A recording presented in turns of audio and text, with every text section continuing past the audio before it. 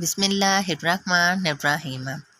سیدنا ابو ہریرہ رضی اللہ تعالیٰ عنہ سے ہی مروی ہے کہ نبی کریم صلی اللہ علیہ وسلم نے فرمایا، کوئی مسلمان آدمی نماز اور ذکر کے لیے مساجد کو اپنا ٹھکانہ نہیں بناتا، مگر جب وہ اپنے گھر سے نکلتا ہے تو اللہ تعالیٰ اس پر ایسے خوش ہوتے ہیں جیسے کہ غائب آدمی کے گھر والے اس کی آمد پر خوش ہوتے ہیں۔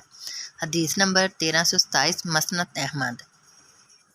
سیدنا عمر بن ابسہ رضی اللہ تعالیٰ عنہ سے مروی ہے کہ رسول اللہ صلی اللہ علیہ وسلم نے فرمایا، جس شخص نے اللہ کے لیے اس لیے مسجد بنائی کہ اللہ تعالیٰ کے اس میں ذکر کیا جائے گا تو اللہ تعالیٰ اس کے لیے جنت میں گھر بنائے گا، اور جس شخص نے کسی مسلمان غلام کو آزاد کیا تو وہ اس کے لیے جہنم کا فدیہ ہو جائے گی، اور جو شخص اللہ کی راہ میں بوڑھا ہوا تو وہ بڑھاپا اس کے لیے قیامت کے دن نور ہوگا۔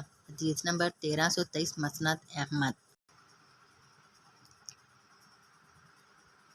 سیدنا عبداللہ بن عباس رضی اللہ تعالیٰ عنہ سے مروی ہے کہ نبی کریم صلی اللہ علیہ وسلم نے فرمایا، جس شخص نے اللہ کے لیے مسجد بنائی، ہوا و فاختہ پرندے کے انڈے